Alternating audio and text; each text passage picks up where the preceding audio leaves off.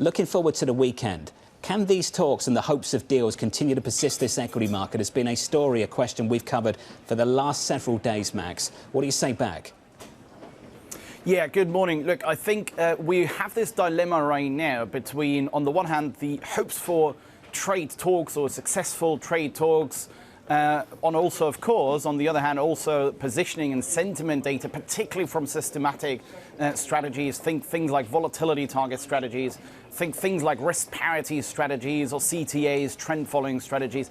At least on our measures, there the positioning, the exposure is still really, really low. So yeah, any kind of whiff of positive news around trade talks that could propel us a bit higher. But of course, on the other hand, that's the dilemma that we're facing, that pretty much all the leading indicators that we are tracking are really pointing south. And that is not south in terms of, oh yeah, it's a little bit worse, but we're talking COVID levels or we're talking financial crisis levels. And the difference to, I would say, 2-3 months ago is 2-3 months ago, you could have argued that's just consumer sentiment, ignore it, it's no longer working, because it really is dominated by this political division between the responses from Democrats and Republican-leaning consumers. Whereas now it is, of course, it's capex intentions, it's labor market conditions, it's CEO confidence, it's regional Fed service, it's the new order outlooks, right? It's things like shipment expectations. So it's across the board where we are seeing the weakness.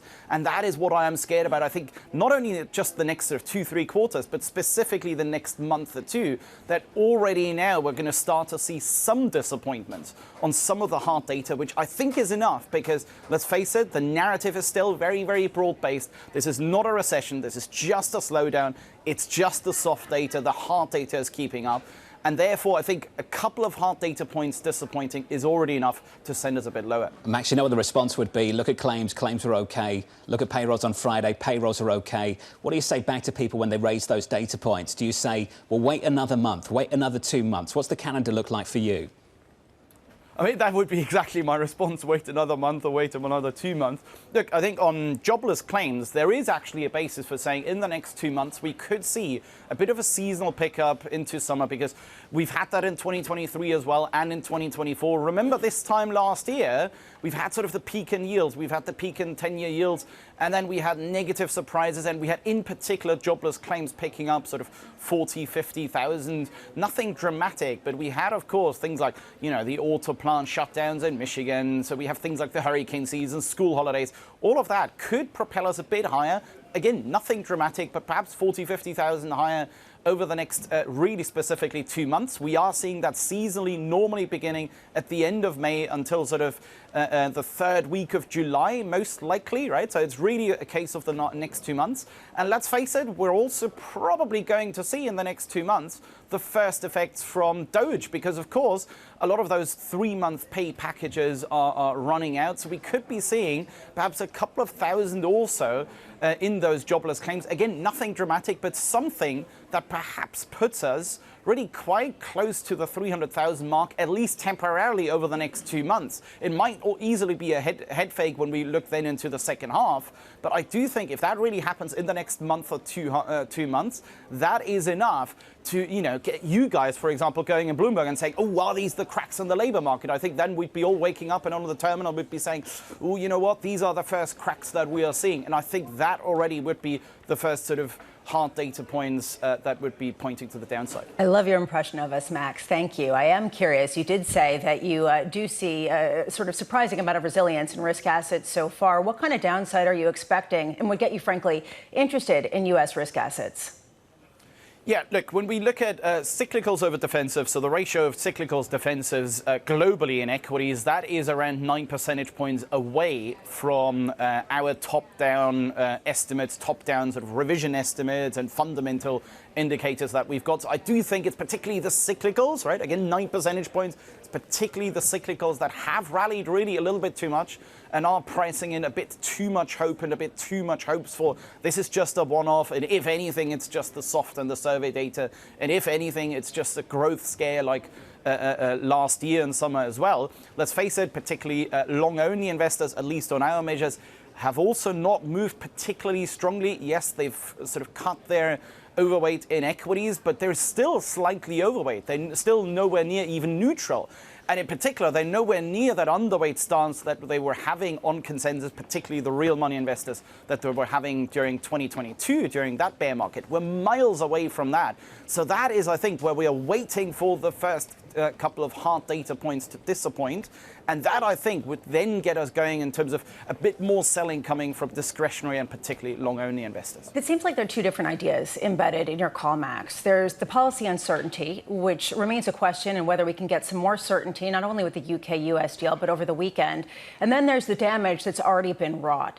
How much is your concern the former and ongoing policy uncertainty, despite some of the more constructive talk we've heard? And how much is it the latter, the idea that you can't put the toothpaste back in the tube and that the damage is already a de facto reality that's going to be in the data in a couple months' time? Yeah, I think it's more the uncertainty, really, because so let's hypothetically go through a scenario where we wake up tomorrow and the administration decides, look, tariffs were not particularly the smartest idea. Let's scratch it entirely and let's move on to only deregulation, tax cuts. Let's perhaps cut the SLR for banks, for example, so only the supportive stuff. Then I think we could comfortably say any kind of disappointments in the data going forward in the next month, 2-3 months, any kind of disappointments there, the market is comfortably going to look through that because that's based on the old policy setup. Now we've got the new one.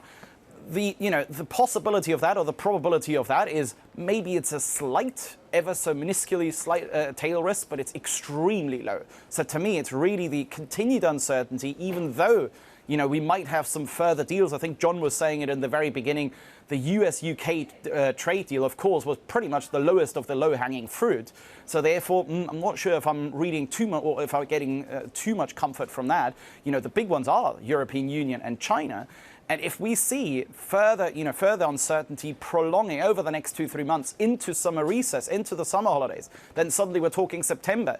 And then, CapEx intentions continue to be really low, continue to be delayed. I think that is then really the much more crucial one rather than just looking at the hard data. The hard data is crucial right now because the narrative of it's just the soft and server data. That narrative is so entrenched. So that's why specifically right now the hard data is really important. But overall, I think it's really that prolonged, extended time of uncertainty that really is a drag overall on activity.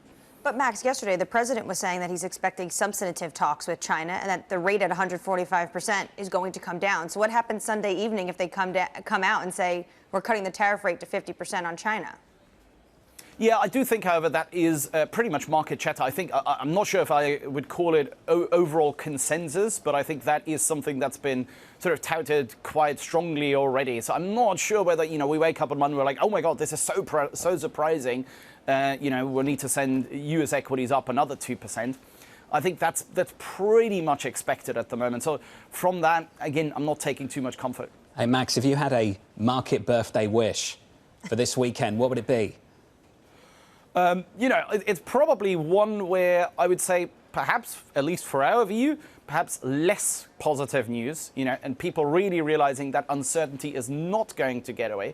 I think on the weekend, of course, the problem is it's probably the wrong period for me to wish anything for because, of course, we're not going to get any hard data. It's really perhaps next week retails, next week's CPI, for example. Perhaps if we get CPI, particularly goods prices, already higher than expected, that already would tell people, oh, you know what, we're already starting to see the effects on tariffs now. But for that, Saturday, Sunday, luckily, is off, and we're going to wait until next week.